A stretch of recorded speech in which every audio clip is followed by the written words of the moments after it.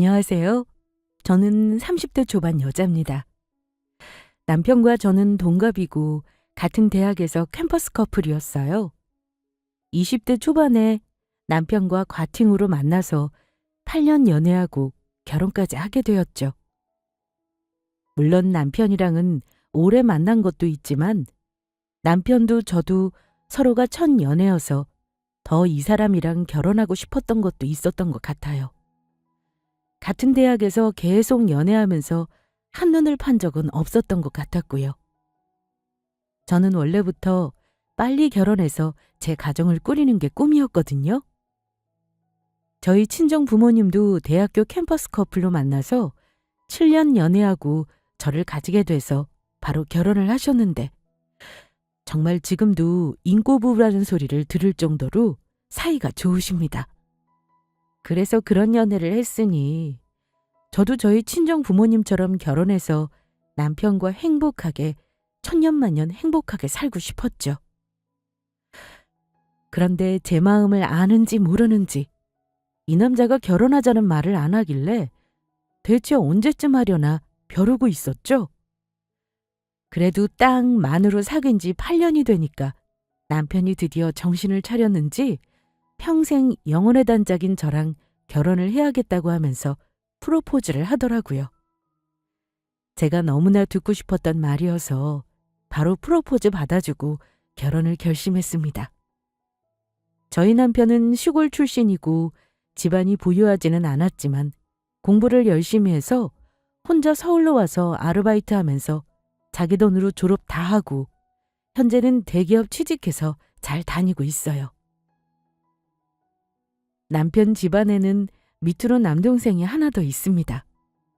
남편의 남동생은 남편처럼 공부를 열심히 한 건 아니지만 잘생긴 편이었고 여자들한테 인기가 많다고 들었어요. 저희 집도 남편 집안이랑 형편이 비슷한 편입니다. 저도 시골 출신이고요. 집안이 부유하지는 않았지만 첫 학기는 장학금으로 들어갔고 계속 과외하면서 제 용돈이랑 학비를 벌고 있어요.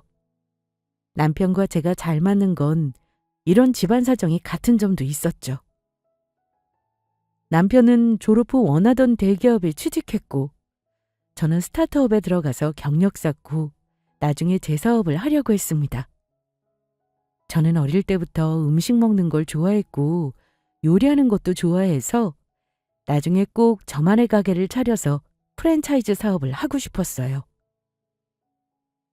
남편이랑은 워낙 오래 8년이나 만나왔고 부모님들끼리도 아름아름 아는 상황이어서 그런지 상견례부터 결혼식장까지 들어가기까지 엄청 순탄했던 것 같아요. 신혼집도 남편이랑 저랑 둘 다 직장을 다니고 있으니까 각자 대출받아서 보태가지고 경기도에 빌라 하나 얻었고요. 그렇게 정신 차려보니까 식장을 나와 있더라고요. 신혼여행은 외국으로 가고 싶었는데 그때는 제가 다니는 스타트업 일이 바빠서 결국 3박 4일만 제주도로 다녀오고 말았습니다. 그런데 결혼 후 남편은 결혼 전에는 안 그러더니 갑자기 맡고 있는 일이 바빠졌다면서 자주 야근을 하거나 외군 출장을 가서 신혼인데도 집에 안 들어오기 시작했습니다. 오늘도 야근이야? 정말? 아니 뭐 이래? 우리가 8년을 만났어도 이제 신혼된 지 몇 개월 되었다고. 회사에서 정말 너무한 거 아니야? 아이 그러게 참. 나도 난감하다. 근데 뭐 당신도 바쁘잖아. 한가한 것보다 바쁜 게 낫지. 우리 좋게 생각하자. 아무리 그래도 당신 일주일에 하루 이틀만 들어오는 거 보면 우리가 꼭 주말 부부 된 것 같단 말이야. 무슨 연애할 때보다 당신을 더 못 보는 것 같아서 그래. 나는 뭐 집에 안 들어가고 싶어서 그러겠어. 일이 바쁜 걸 어떻게 해, 일이 바쁜 걸. 당신도 바쁘다며. 스타트업은 체계도 없고 일도 많고 책임도 많이 지어줘서 더 힘들다며. 밀린 업무 당신도 해보는 거 어때? 물론 나도 당신이 안 들어온다는 소식에 방금 노트북 다시 켜긴 했어. 이래야지.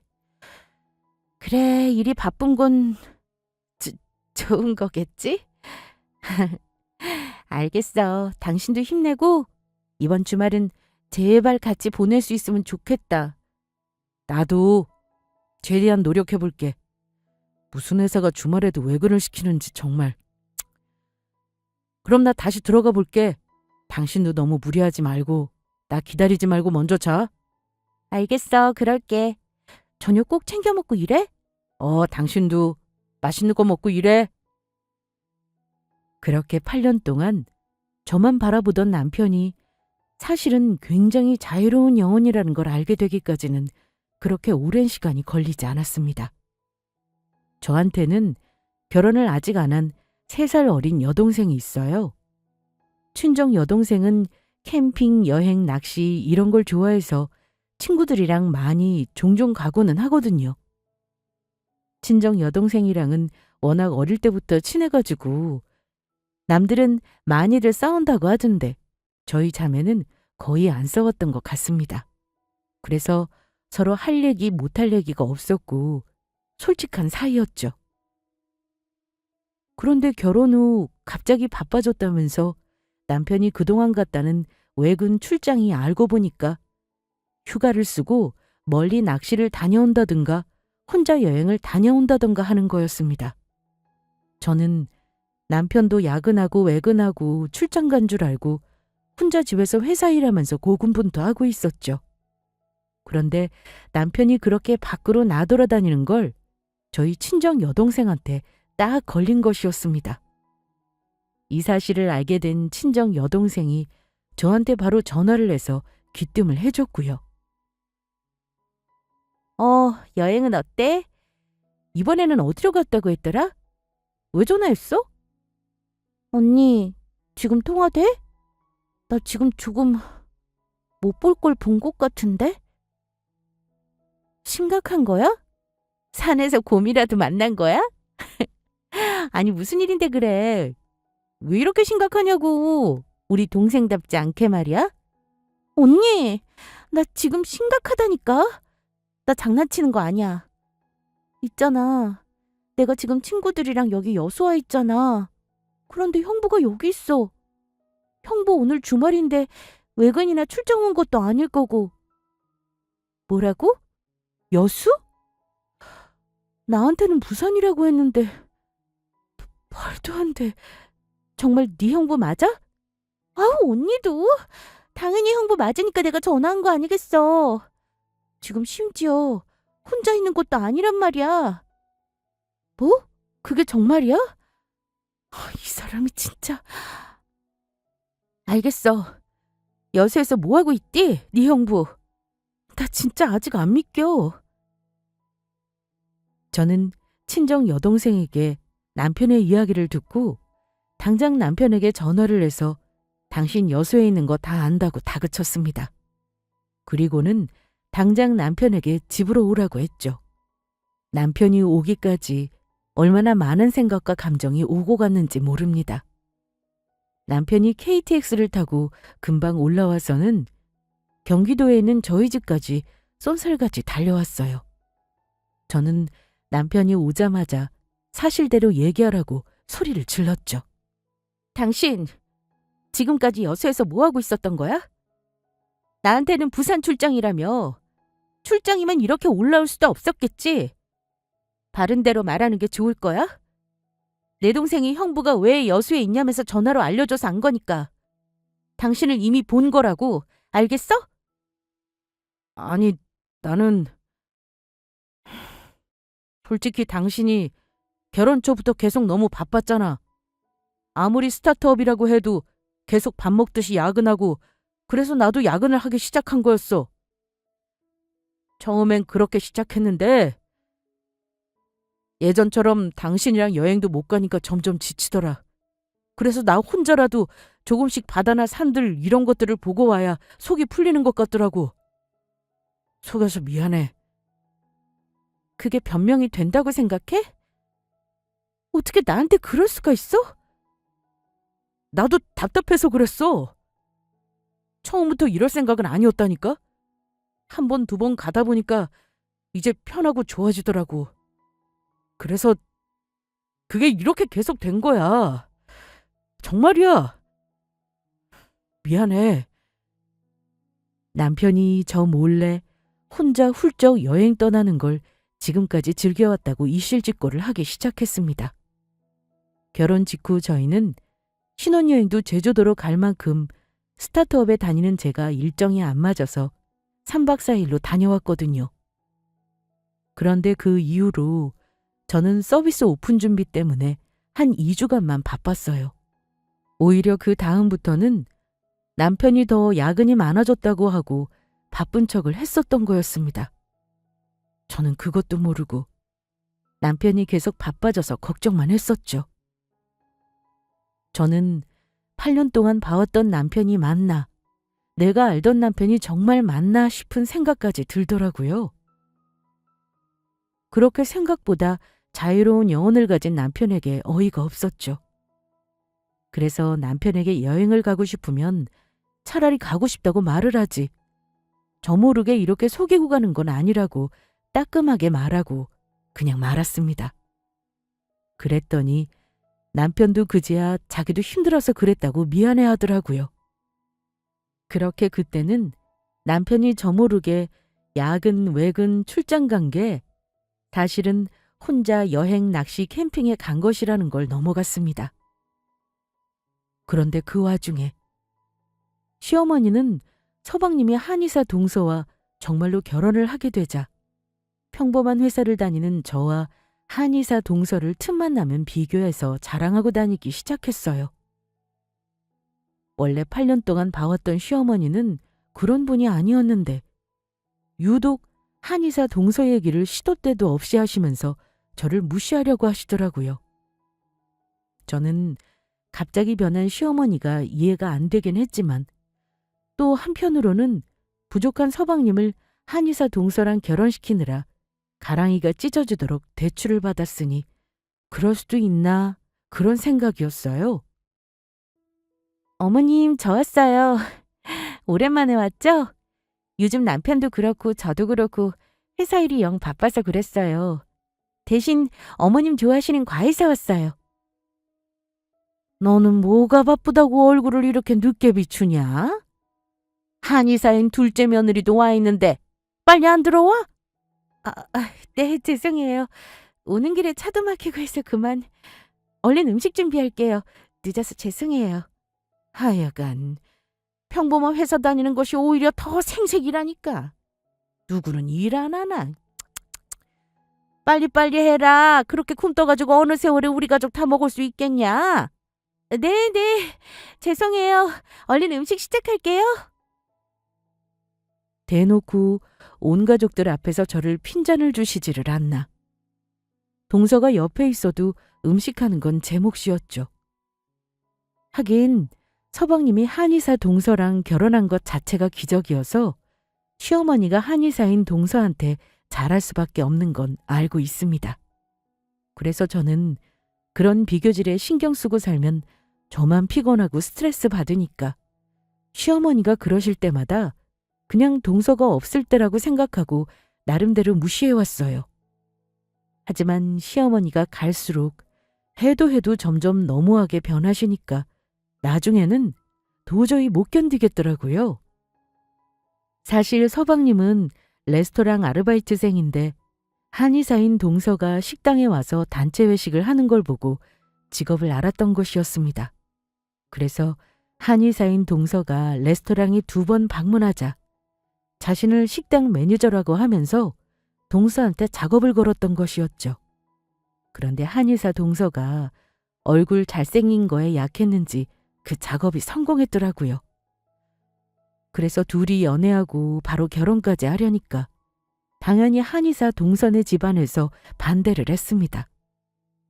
그래서 한의사 동서가 개원할 곳을 서방님과 결혼하는 조건으로 시어머니가 무리하게 대출까지 받아서 구해줬던 것이죠.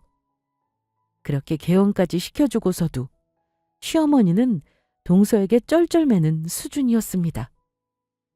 동서가 음식을 할 줄 몰라서 매번 반찬에 육전에 굴전에 소갈비에 보쌈에 아주 그냥 해다가 바치게 바빴으니까요. 그거 하고 남는 시간에 동선의 신혼집에 가서 주말에 집 청소까지 도와주고 하는 걸 보면 시어머니도 참 부지런하고 한편으로는 대단해 보이기까지 했습니다. 웃긴 건 동서는 스스로 음식도 하나 못하면서 김치를 꼭 종류별로 다 먹는 걸 좋아한다는 거였어요. 시어머니는 그래서 철마다 김치 담그느라 정신이 없을 정도였고요.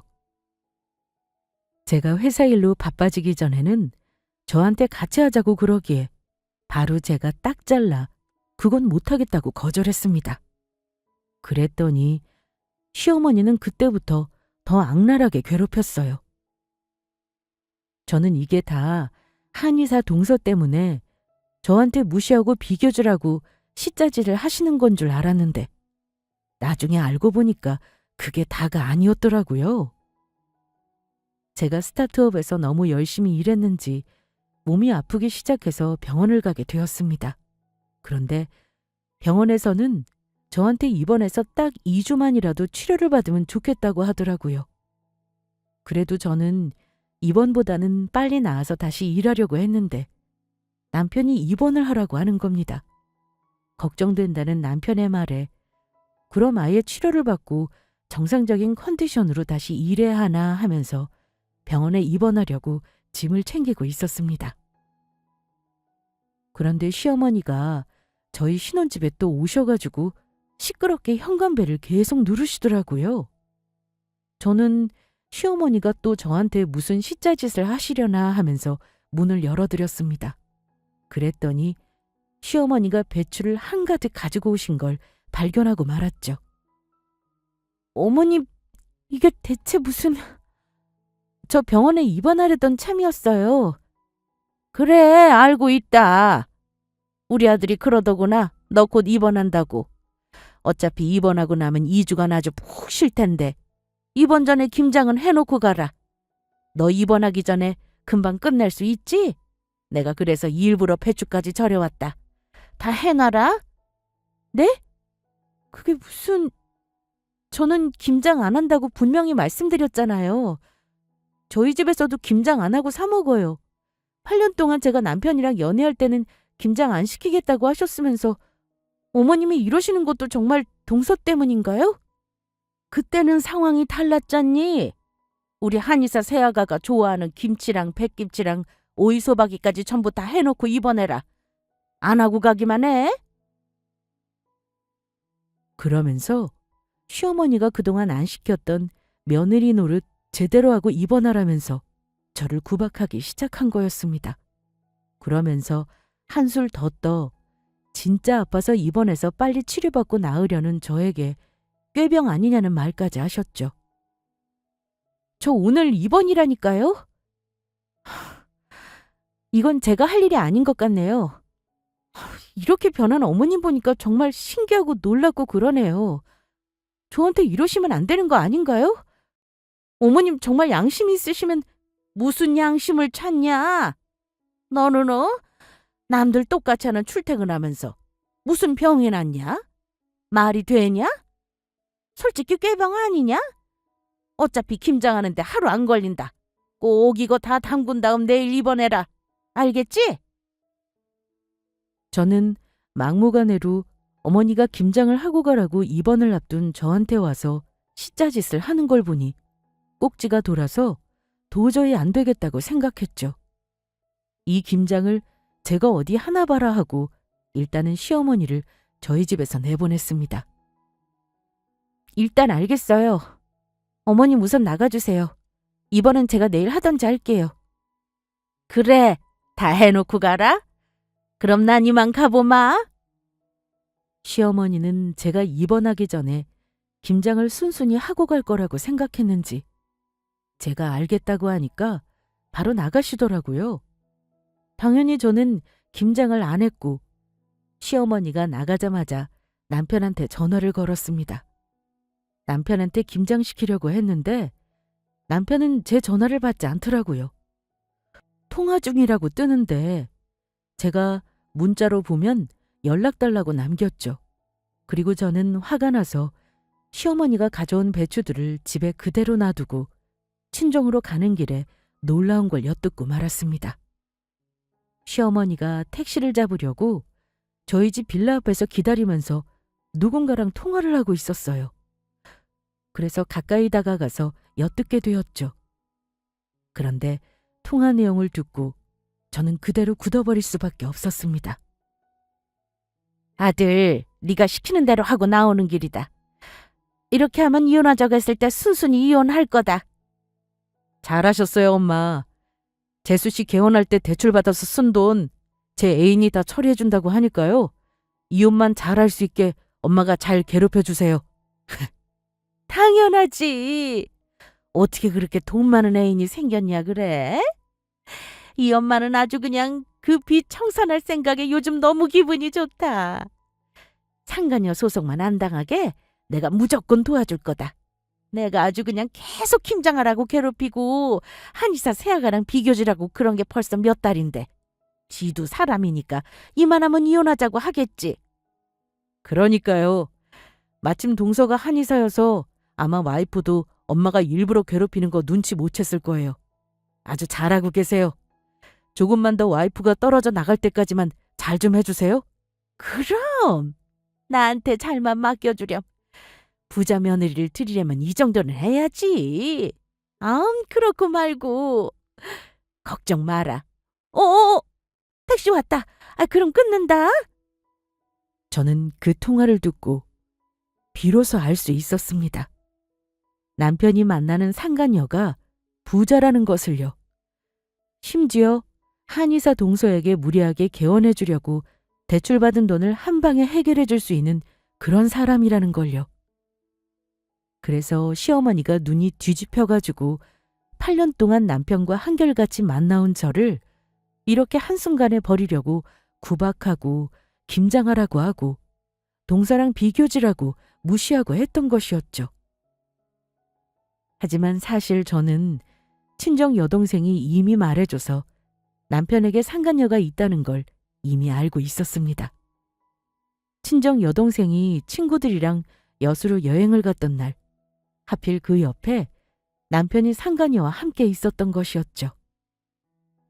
너무 놀란 제 친정 여동생은 그래도 놀란 마음을 부여잡고 간신히 사진 몇 장을 찍고 저한테 보내줬어요. 하지만 제가 이혼 소송을 하려니까 그것만으로는 부족할 수도 있겠다 싶었죠. 그래서 증거 확보를 위해서 남편 몰래 의뢰할 탐정들을 알아보고 있었고요. 당연히 저는 이걸 터뜨리기 전에 남편이 바람 피운 사실을 모르는 척하고 있었던 것이었습니다. 그래서 그날 남편한테 사실대로 말하라고 하고 남편이 혼자 갔다고 잡아댈 때에도 모른 척 넘어가 주었던 것이었고요. 그런데 이렇게 엄청난 부자 상간녀를 만난지는 몰랐던 것이었습니다. 저랑 이혼시키려고 일부러 온갖 시집살이로 저를 힘들게 한 시어머니도 너무 꼴보기 싫고 모든 걸 알게 되자 도저히 못 참겠더라고요. 그래서 이혼할 때 상간녀 소송을 꼭 해야겠다고 생각했습니다. 시어머니가 택시를 타고 가길래 저도 남편한테 다시 전화를 해봤어요. 그런데 그때는 남편이 제 전화를 받더라고요. 방금은 어머님이랑 통화한 거지? 나 통화 내용 다 들었어. 뭐라고? 그럼 지금 우리 엄마랑 같이 있는 거야? 뭐야, 어떻게 된 거야? 어머님은 택시 타고 집으로 가셨겠지. 나는 우연히 어머님이랑 당신 통화하는 걸 엿듣게 된 거고. 너 부자 상간녀 생겼다더라? 아주 좋으시겠어. 그래서 서방님이 한의사 동서랑 결혼하느라 대출받는 것도 다 갚아준다디? 그래서 어머님이 그동안 날 그렇게 괴롭히신 거였고? 그거 다 오해야. 내가 다 설명할게. 그러니까 그래, 당신 어디야? 내가 갈게. 내가 가서 다 설명할 테니까 기다려봐. 뻔뻔하게 말하는 남편을 보니 너무 화가 나더라고요. 그래서 제 친정 여동생이 찍어준 사진 2장을 남편에게 바로 보냈습니다. 내가 보낸 사진 봐봐. 아니, 정말 내가 모를 줄 알았냐? 증거는 이것보다 차고 넘치니까 상간녀 소송 진행할게. 너랑 상간녀랑 싹싹 빌 준비나 하고 있어라. 알겠냐? 그러자 남편은 새파랗게 질려가지고는 잘못했다고, 처음부터 일부러 그런 건 아니라고 변명을 하기 시작하더라고요.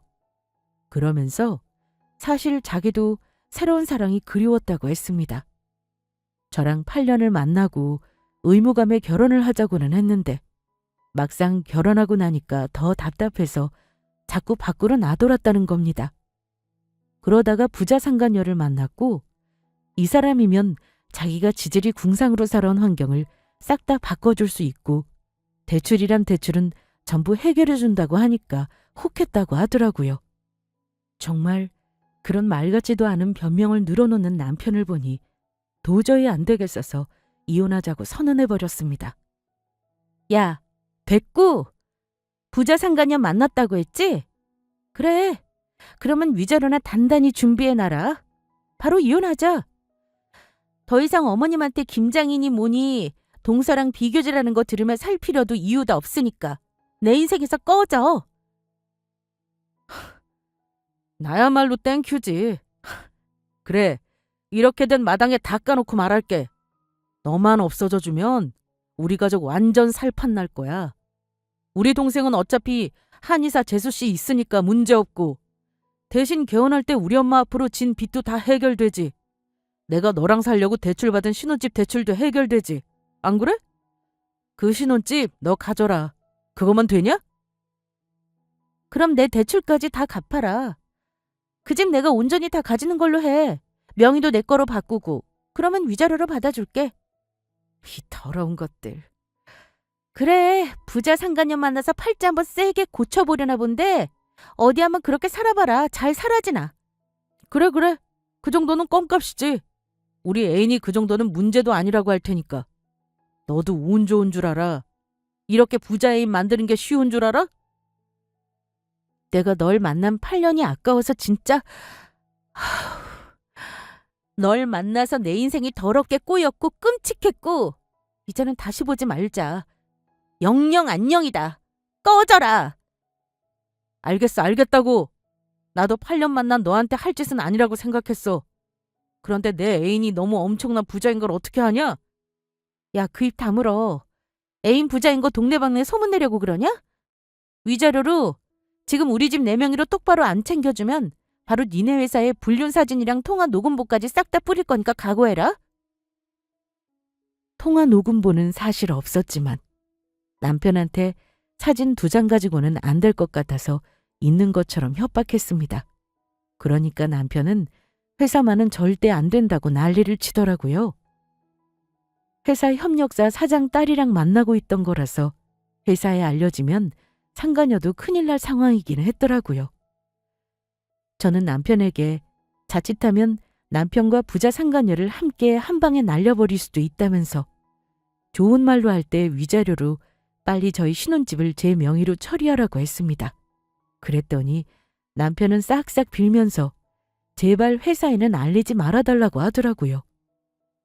그러면서 위자료를 두둑하게 챙겨주었고 저도 그거 받고 이혼해줬어요. 저는 제 명의로 변경된 남편과 살던 그 집을 당장 팔아버렸고 그 돈으로 남은 인생 제가 하고 싶었던 일을 해보려고 다니던 스타트업도 관두었습니다.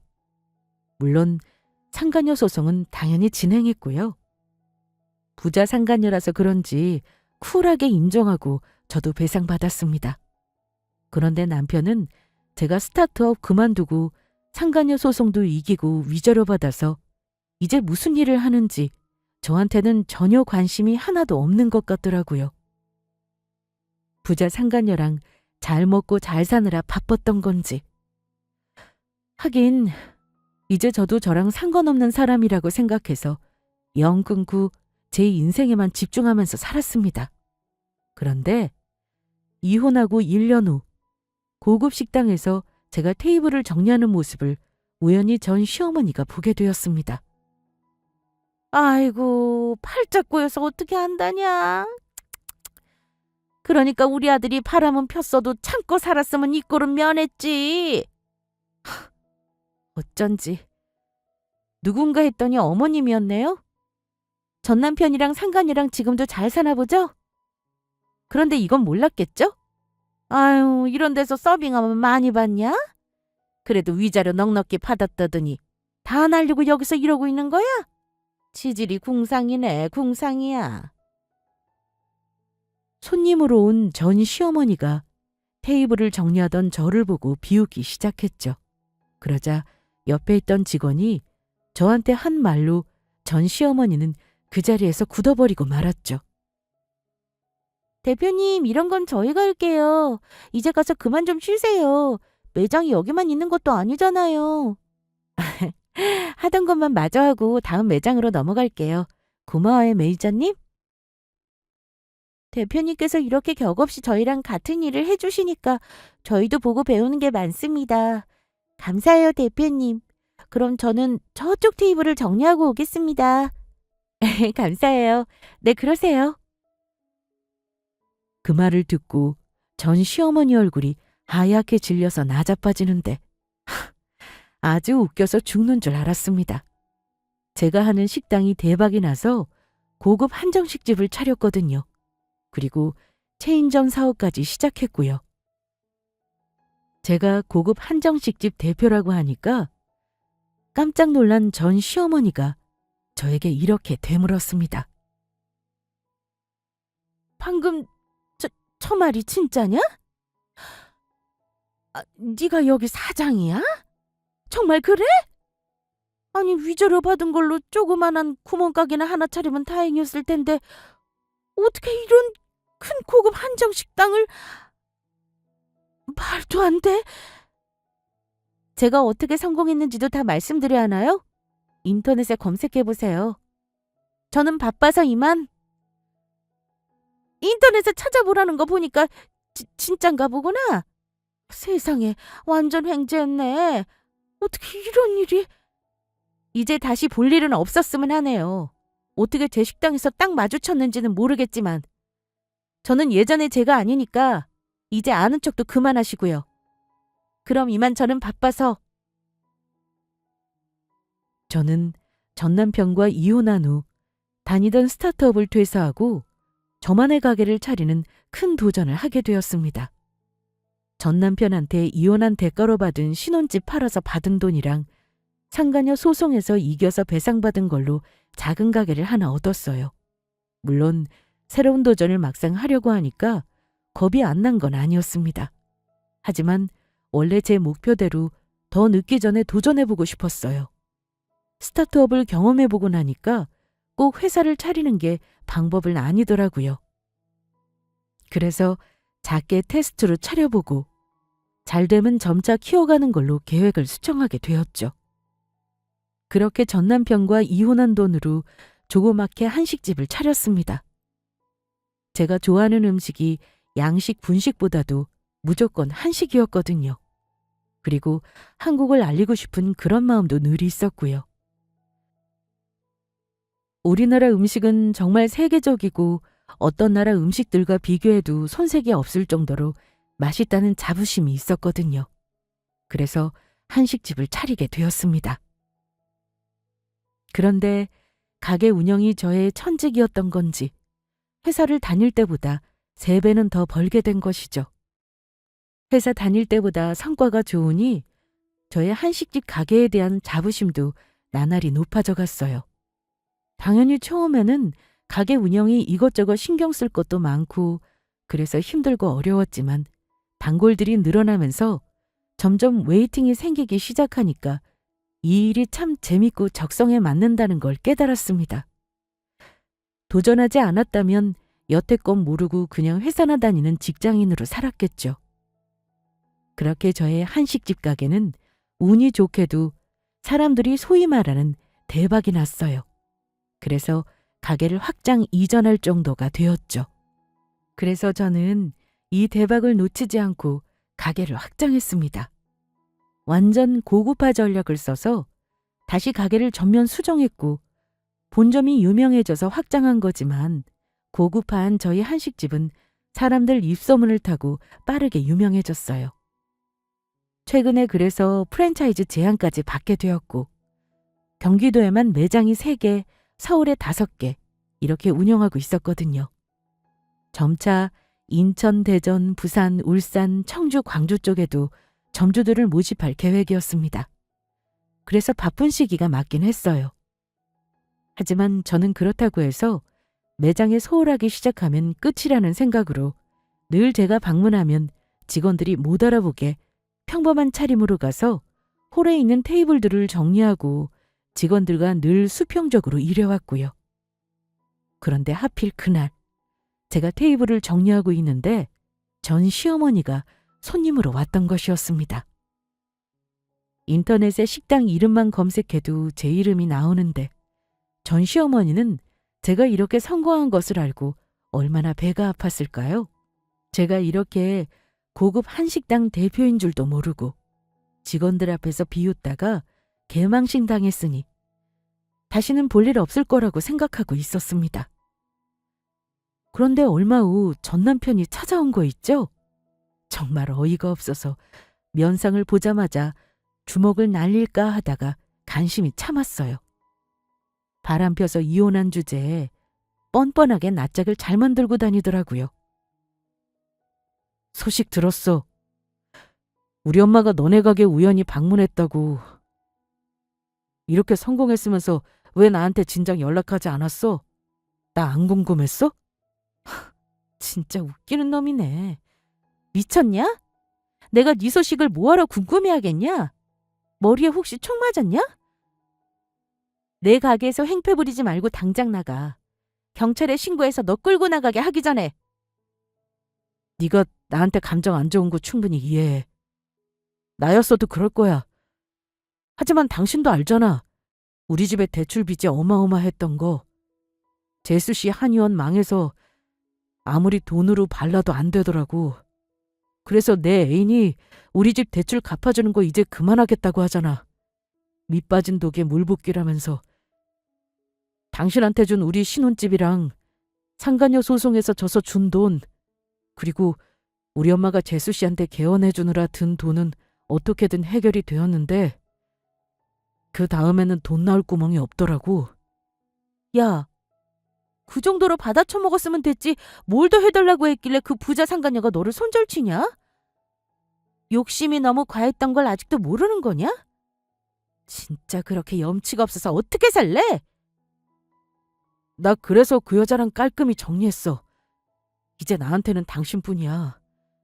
내가 잠시 그 여자한테 눈 멀었던 것도 사실 다 결국 돈 때문이었어. 물론 그 여자가 우리 집안의 많은 빚을 해결해주긴 했지만 그거 외에는 아무것도 없었어. 더 주는 게 없었다고. 그런데 당신이 이렇게 성공했다는데 어떻게 내가 안아보겠어. 우리 다시 시작하자. 진짜 단단히 미쳤구나. 그 정도 해줬으면 됐지. 자꾸 요구하니까 그 여자도 더는 안 되겠다고 했나 보네. 아니 근데 아무리 사람 욕심에는 끝이 없다지만 어떻게 그럴 수가 있냐? 그래서 그 상간녀랑 정리하고 왔으니까 너랑 다시 시작하자고? 응. 내 마음은 이제 너만 보고 있어. 너밖에 없어. 매장이 많다고 들었어. 서울이랑 경기도에. 내가 매장 하나만 운영하면 어떨까? 내 동생도 지금 한의사 재수 씨랑 사이 안 좋아져서 이혼당하게 생겼는데 줄 돈이 없어. 매장 하나 내 동생한테도 주면 안 될까? 전 남편의 뻔뻔한 요구사항을 듣고 있자니 너무 어이가 없어서 육성으로 웃음이 터져나오더라고요. 푸하하하하 한바탕 웃고 나니까 전 남편에게 이렇게 대답해 주었습니다. 야, 네 동생 이혼하는 거랑 나랑 무슨 상관인데? 그 잘났다고 감싸고 돌던 한의사 동서 망했는데 내가 왜 너랑 네 동생한테 매장을 주냐? 미쳤냐? 내가 어떻게 여기까지 왔는데 너랑 네 동생이랑 매장을 넘겨? 개소리 잘 들었다. 이제 내 인생에서 제발 영영 꺼져라. 난 당신한테 돌아오려고 그 여자랑 정리하고 왔단 말이야. 지금 그 여자가 당신한테 돈 다시 받아서 다시 갚으라고 난리치고 있는데 날 버리면 어쩌라는 거야. 너는 그 여자한테 홀랑 가버릴 때는 언제고 이제 와서 내가 너 버리는 것처럼 말하지 마. 이 찌질한 새끼야. 어떤 개소리를 늘어놓든 나랑은 상관없으니까 비켜라. 전 남편을 그렇게 한 방 먹이고 나니까 속이 다 후련하더라고요. 도대체 머리에 뭐가 든 건지 저랑 남편이랑 졸업한 대학이 그래도 사람들이 들으면 모두 알만한 서울 명문대학인데 그 머리로 어떻게 대기업 들어가고 그러고 있는지 정말 이해가 안 되는 순간이었습니다. 그냥 확 위자료로 신혼집 받고 상간녀 소송 다 끝내고 남편 회사에 몰래 둘이 바람난 거 소문까지 내서 회사도 잘리게 해줄 걸 그랬나 봅니다. 아직도 정신 못 차리고 저러고 있는 걸 보면 말이죠. 그렇게 전 남편을 한 방 먹이고 나니까 이번에는 전 시어머니가 찾아와서 옛날에는 좋았잖냐 하면서 또 되도 않는 감성팔이를 하는 거 있죠? 진짜 웃겨서 사연 쓰면서도 피식피식 비웃고 있었습니다. 그래도 우리 아들이랑 8년 동안 만나면서도 한 번도 속 썩인 적 없잖니. 너 20대 초반부터 만나서 풋풋하게 좋은 시간 보내고 그렇게 결혼해서 산 그런 정이 있지. 이렇게 매정하게 갑자기 그러면 어떻게 하니? 옛날에는 우리 사이 좋았잖냐. 이제 다시 돌아가자. 응? 대체 무슨 얘기를 하시는 건지 참 노망 나셨어요? 제가 왜 다시 돌아가요? 어머님이 저라면 돌아가시겠어요? 남편이랑 이미 얘기 끝났는데 못 들으셨나 봐요? 이제 그만 찾아오세요. 블랙리스트 올려놓고 아예 출입 막아버리기 전에 말이에요. 우리 아들이 지금 그년이랑 끝내고 깔끔하게 너한테 돌아간다는데 뭐가 문제냐? 그냥 마음 열고 받아주면 될걸. 나도 매장 하나 주면 정말 잘할 수 있다. 아니, 뭐 매장 맡겨놨어요? 아들이랑 어쩜 그렇게 판박이세요? 서방님이랑 자기한테 매장 하나씩 달라고 하던데 이제 어머님까지 그러시네요? 그쪽 식구들한테 줄 매장 따위 없습니다. 그만 나가세요. 다음엔 경찰 정말 부릅니다. 아니, 잠깐만. 아니, 사실 지금 우리 아들도 힘든 상황이라 그런다. 그년이 그동안 우리 집안 빚 갚아준 거 다시 내놓으라고 우리 아들 통장에 압류 걸고 아주 난리가 났어. 도와줄 수 있는 건 이제 너뿐이다. 제발. 역시 세상에는 공짜가 없네요. 근데 어쩌라고요? 저랑은 상관없는 일인데요? 우리 아들이 내 말만 듣고 이렇게 홀라당 바로 그년한테 가서 헤어지자고 할 줄 몰랐지. 그랬더니 바로 이렇게 그동안 갚아준 빚을 한꺼번에 갚으라면서 변호사 통해서 청구하는데 이렇게 될 줄 알았으면 내가 우리 아들한테 이야기하는 게 아닌데.